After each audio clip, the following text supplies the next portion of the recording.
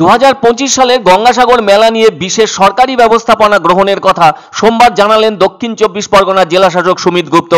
এদিন আলিপুরে সাংবাদিক বৈঠকের সময় জেলা শাসকের সাথে উপস্থিত ছিলেন জেলা সভাধিপতি নীলিমা মিস্ত্রি, সুন্দরবন পুলিশ সুপার কোটেশ্বর রাও সহ অন্যান্য আধিকারিকেরা। যেহেতু এবছর 1 নম্বর ঘাট ও 2 নম্বর ঘাট বন্ধ থাকছে, সেজন্য 6 নম্বর ও 7 নম্বর ঘাট চালু করা হয়েছে।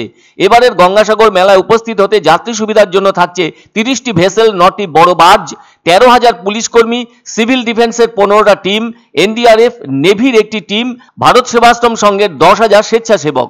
সব মিলিয়ে ভেসেল ও বার্জে ইসরোর প্রযুক্তির ডিভাইস লাগানো থাকবে। ডিভাইসকে কাজে লাগিয়ে অ্যাপের মাধ্যমে ভেসেল ও বার্জের লোকেশন ট্র্যাক করা হবে। নদীর জলের নাব্যতাও এই প্রযুক্তির মাধ্যমে জানতে পারবেন ভেসেলের চালক। একটি বার্জে একসঙ্গে 3,000 তীর্থযাত্রীকে পারাপার করানো যাবে। এমনকি অন্ধকার বা কুয়াশার মধ্যে ভেসেল বা বার্জের চালক এই আধুনিক ডিভাইসের সাহায্যে গন্তব্যে পৌঁছে যেতে পারবেন। বিমানবন্দরে যে মুভিং লাইট লাগানো থাকে তাও লাগানো হবে বলে সূত্রের খবর। ভেসেল এবং বার্জের চালকদের প্রশিক্ষণ দেওয়ার পাশাপাশি স্যাটেলাইট ফোনে যোগাযোগও রাখা হবে। তবে পরিকল্পনা আছে মুড়িগঙ্গা নদীতে ইলেকট্রিক টাওয়ারে ফগ লাইট ও লেজার লাইট লাগানোর। 6ই জানুয়ারি মুখ্যমন্ত্রী মেলার প্রস্তুতি খতিয়ে দেখতে যেতে পারেন। 5 ও 6 নম্বর স্নানঘাটের জন্য নতুন করে রাস্তা তৈরি চলছে, আর 1 নম্বর স্নানঘাট প্রায় প্রস্তুত। ওয়াচ টাওয়ার, ড্রোনের ব্যবস্থাও থাকছে। এছাড়াও থাকছে মেগা কন্ট্রোল রুম, স্পিডবোট এবং হোভারক্রাফট নজরদারি চালাবে। এবছর বিশেষত গঙ্গা আরতি যেমন করা হয় ঠিক তেমনি সমুদ্র আরতি করা হবে।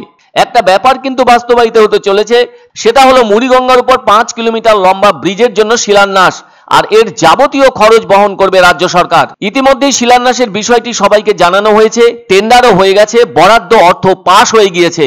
অল্প দিনের মধ্যেই কাজ শুরু হয়ে যাবে।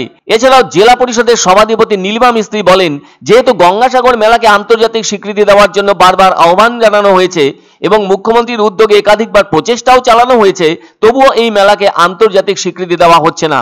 এই মেলা থেকে যে আয় হয় তা নিয়ে যায় ইউপিএ সরকার, রাজ্য সরকার কিছুই পায় না। মেলার জন্য বিশাল খরচ করে থাকেন মুখ্যমন্ত্রী সরকারিভাবে। আগে জনগণের কাছ থেকে যে 5 টাকা করে শুল্ক নেওয়া হতো, মমতা বন্দ্যোপাধ্যায় সরকারে আসার পর থেকে সেটা বন্ধ করে দেওয়া হয়েছে। এত বছর ধরে মেলা হয়েছে শান্তিপূর্ণভাবে। আশা করা যাচ্ছে এবছরও মেলা শান্তিপূর্ণভাবেই শেষ হবে। মেলা চলাকালীন কেউ যদি অসুস্থ হয়ে পড়েন, তার জন্য বিশেষ ব্যবস্থা গ্রহণ করা হয়েছে। 1000 খানেকের বেশি অ্যাম্বুলেন্সের ব্যবস্থা আছে। এছাড়াও হাওয়া অ্যাম্বুলেন্সেরও ব্যবস্থা করা হয়েছে। পর্যাপ্ত জলের ব্যবস্থা করা হয়েছে। ওই দায়িত্ব পালনে রয়েছে পিএইচই। আবার মেলা চলাকালীন কোনো পুণ্যার্থীর জীবনাবসান হলে রাজ্য সরকারের পক্ষ থেকে 5 লক্ষ টাকা তার উদ্দেশ্যে জীবন বীমা হিসেবে দেওয়া হবে। এইবারে ড্রোনের নজরদারি প্লাস আমাদের ওয়াচ টাওয়ারের জিনিসটা বাড়ছে, প্লাস ম্যাডামের একটা ইনস্ট্রাকশন আমাদের বিচের উপরে কিছু লাইটিং অ্যারেঞ্জমেন্ট করতে। এন্ড আপনারা জানেন যেহেতু অনেকটাই জায়গায় মানে বিচ নাম্বার 2 এরোশনের এফেক্ট হয়েছে, তাহলে আমাদেরকে কিন্তু 1A দিকে আমরা কিন্তু বেশি এবার বিচটাকে নিয়ে যাচ্ছি। পছন্দসই সেরা খাবার খেতে হলে সোজা চলে আসুন রুচিসম্মত আধুনিক মানের রেস্টুরেন্ট রাজদরবারে। কেননা এখানেই আপনারা পাবেন ভোজনের রাজকীয় অনুভূতি। শুধু পুজোর সময়ই নয়, সারা বছরই রকমারি খাবার সরবরাহ করাই এই রেস্টুরেন্টের আভিজাত্য। আমাদের ঠিকানা রাজদরবার, রাহুতবাড়ি, বাবুপাড়া, জলপাইগুড়ি। ধামাকা ধামাকা ধামাকা!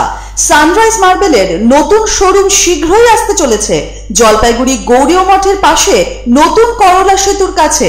এখানে পাবেন আধুনিক টাইলসের রকমারি সম্ভার। এক অন্য অনুভূতির স্পর্শ পাওয়া যায় রয়কো ব্র্যান্ডের গেঞ্জি ও জাঙ্গিয়ায়। তাই ছোট বড় সবার পছন্দ রয়কো গেঞ্জি ও জাঙ্গিয়া। প্রস্তুতকারক জয়মনি হোশিয়ারি, কলকাতা। আনন্দ সংবাদ, আনন্দ সংবাদ। 30 বছরের নির্ভরযোগ্য প্রতিষ্ঠান ইন্দ্রমণি রাইস মিল। আমাদের কয়েকটি জনপ্রিয় ব্র্যান্ড হলো তাজ, বরলি, খুশি ইত্যাদি। আমাদের factory outlet CG trading company, Dinbazar, axis ব্যাংকের পাশে, জলপাইগুড়ি। এখানে সুলভ মূল্যে গুণগত মানের সব ধরনের চাল পাওয়া যায়। Phone number 9547029475।